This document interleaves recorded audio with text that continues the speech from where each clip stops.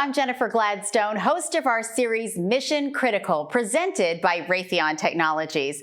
Missile defense strategy has always been critical to the protection of American assets, and the upcoming Missile Defense Review will be key in shaping U.S. strategy and readiness for years to come.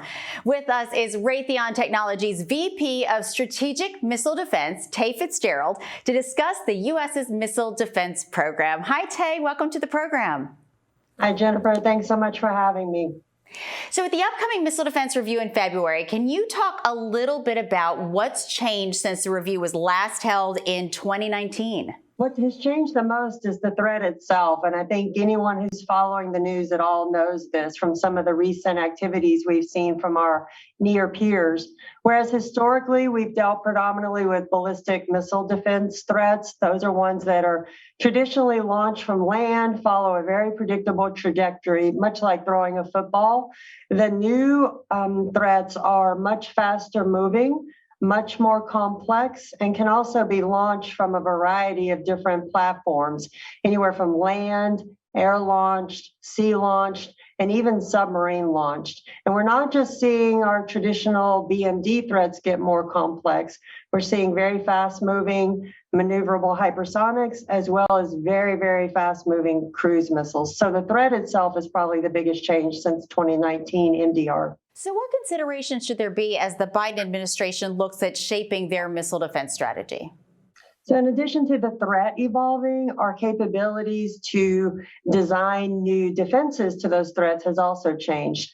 We've had great advances in digital engineering, digital technology capability. So our timeline from going to initial design to being able to field a defensive weapon are much, much shorter now, and we can do much faster turns on concepts. Another thing I think is the thought process that has to change. We can no longer count on fielding a single solution that's going to meet all requirements every time the first time, but rather build solutions that can meet most of the threats of today, but have the capability to evolve as the threat evolves. Just like we've seen big changes in threat capability since 2019 to today, that threat capability is going to continue to change, and we have to design our systems to change with the threat. And along those lines, we have capabilities today, as shown in recent flight tests, that can address some of the threats that are out there today. And we are prepared to field that capability to our COCOMs as needed. In terms of these threats against the United States, how might the missile defense system evolve then? We know that we're going to be facing very complex threats and very fast-moving threats. So it's important to understand the entire life cycle of the threat, not just when it's in flight, but what decisions need to be made prior to launch, what movements might be made prior to launch. And to be able to do that, we have to have very advanced, persistent, distributed sensing capability. And that sensing capability is going to have to be on land, on sea, in the air, and even in space. So to effectively use this type of sensing capability, we're going to have very advanced command and control capability to network those sensors together, to be able to share the massive amount of data those sensors are going to accumulate, and to be able to make decisions on that data very rapidly. Part of the technological advances we're going to be able to utilize to make those decisions rapidly are in the fields of AI and machine learning.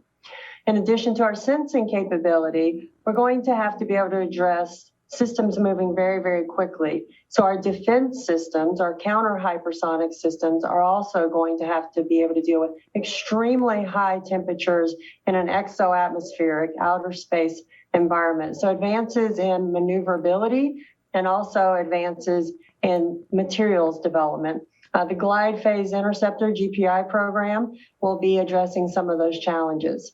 And last but not least, we're seeing extreme complexity in the threat as well as the countermeasures that come with the threat. To deal with that type of complexity, we're going to have more complex interceptors, defensive interceptors, than we have today. And addressing that challenge is the Next Generation Interceptor program, where we're having those designs being developed even today as we speak.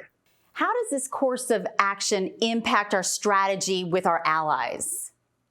I think we're going to have a strategy very similar to what we have in the past. Hypersonics at the speed they move, they know no boundaries, right? So we're going to have to continue to work collaboratively with our allies. We're going to have to defend basically at a worldwide level, not just from a U.S. standpoint, and make sure that we have common strategies, common technologies, common logistics change. This is not only going to allow us to field much faster, but also to reduce our costs, not just initially, but over time. We know that we are more effective together rather than in isolation. Kay, thank you so much for speaking with us today. Thank you for having me, Jennifer. And I hope you'll all join us next time for our series Mission Critical, presented by Raytheon Technologies.